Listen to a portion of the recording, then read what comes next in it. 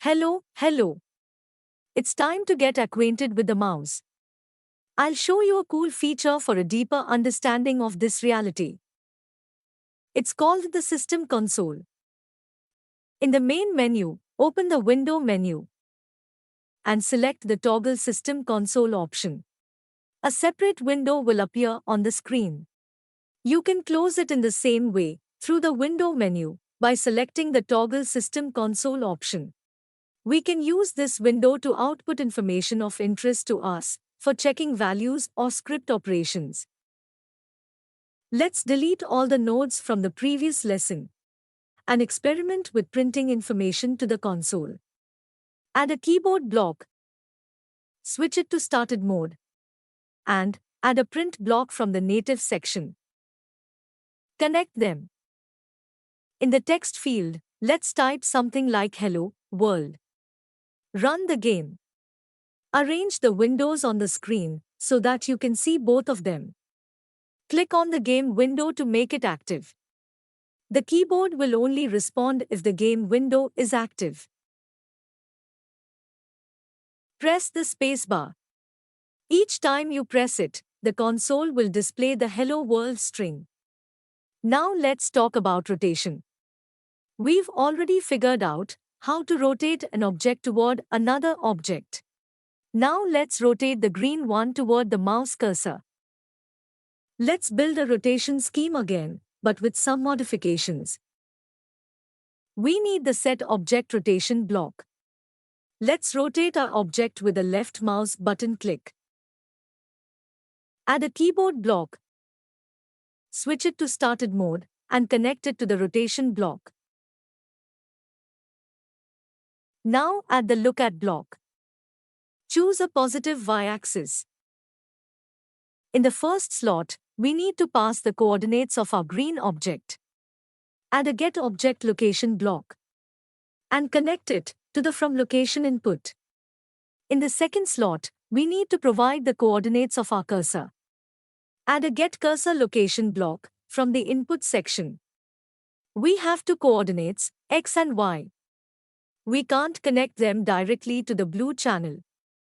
First, we need to connect the coordinates to a vector block from the variable section.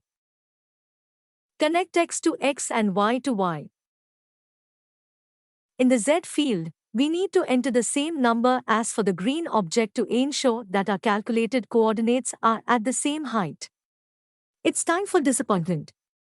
Start the game. Click the mouse around the object and see that it's not working as expected. When you click, the object rotates, but not in the direction we want. Now let's close the game.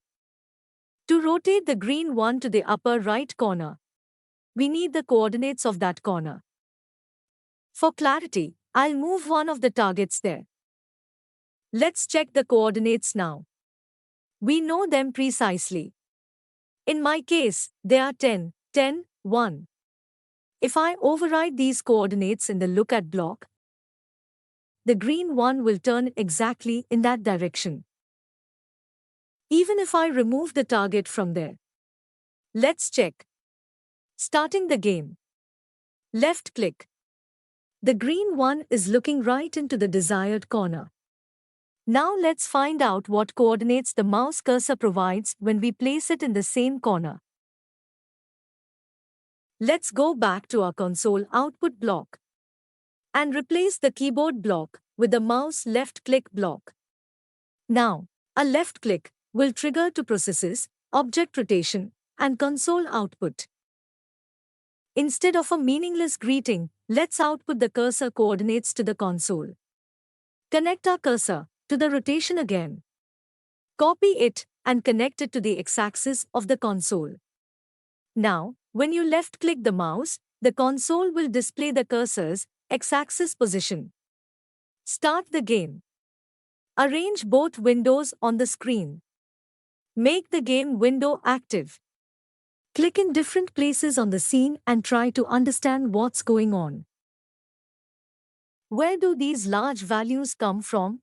After all, the x-coordinate at the extreme right point was supposed to be 10, but now it's over 1,000. Well, here's the thing. Cursor coordinates are calculated not from the global scene coordinates, but from the camera's coordinates.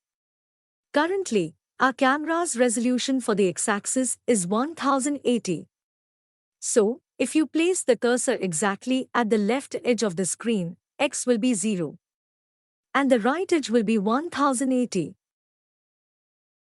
And our scene width for the cursor has a range of values from 0 to 1080. Now let's take a look at the range of values for objects on the scene. Grab the blue cube and use grid snapping to place it on the left edge of the scene. Check the values in the right panel. What do we see? The left edge has a coordinate of -10. Move the object to the right edge and you'll see it's 10. So, we have two completely different ranges on the x-axis. The cursor's range is from 0 to 1080, and the objects on the scene have a range from -10 to 10. To make things a bit easier, let's at least align the left boundaries of these ranges. Simply shift our scene so that the lower left corner is right in the center of the coordinates. Don't try to move everything at once. Grid snapping works correctly only if the centers of the objects are in the same spot. Otherwise, snapping will be calculated as the average value among all selected objects. We take the objects one by one and drag them to a new location.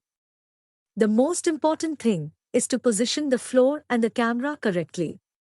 Let's also place the green one exactly in the center. The blue cubes can be placed anywhere. Now it's much better and clearer. Let's recap and compare our ranges again. The mouse cursor has a range on the x-axis from 0 to 1080. And the objects on the scene now have a range from 0 to 20. Now, all we need to do is find a divisor that will convert one range into the other. Well, or if you prefer, you can find a multiplier. Let's think. If the cursor is at the right edge, it returns the coordinate of 1080. And we need to convert it to 20. Who already guessed what to do? That's right, take a break. Pause the video, eat some dumplings, get some rest, and come back later. But if everything is fine, here's a hint. Just take 1080 and divide it by 54. Why 54? Well, why not? Because if you divide 1080 by 20, you get 54. So, we've found the divisor. Let's try other values. For example, the center of the screen. When the cursor is in the center of the screen, it returns a value of 540. And if we divide it by our divisor, 54, we get the center of our scene range, 10. Wow! No matter what number we take from the first range, we can convert it into the second range by dividing it by 54. And to do this, it's as easy as pie, just add a math block. Set it to division mode. Divide the received x-coordinate by the fixed value of 54.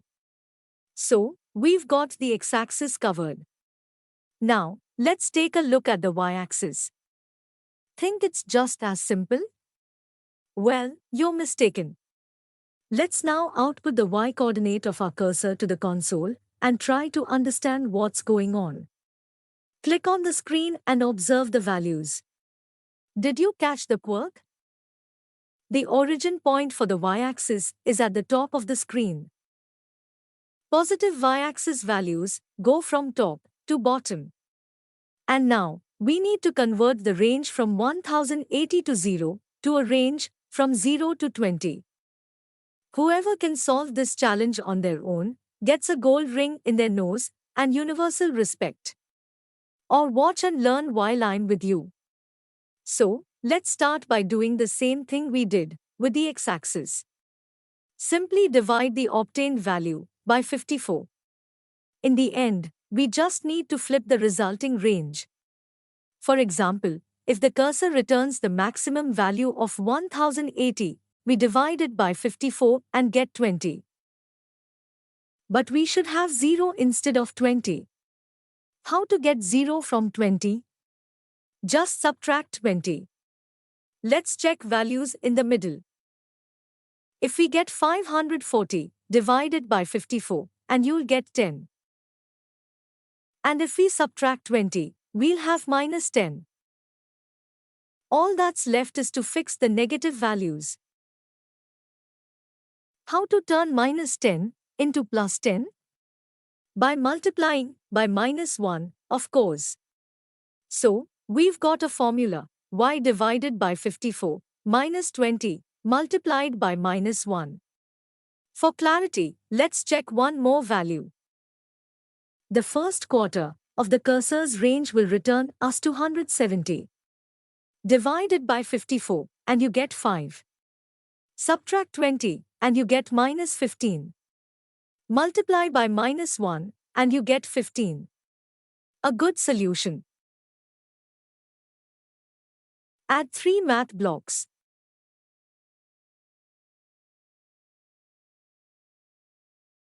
The first in division mode. Divide our y by 54. Next, subtraction. Enter 20. And the last block in multiplication mode. Change the value to minus 1. Start the game. Click on the screen with the mouse. And rejoice that it all worked out. Let's stop on this happy note. And one last simple truth. Good programmers are the result of a combination of laziness and logic. Goodbye for now.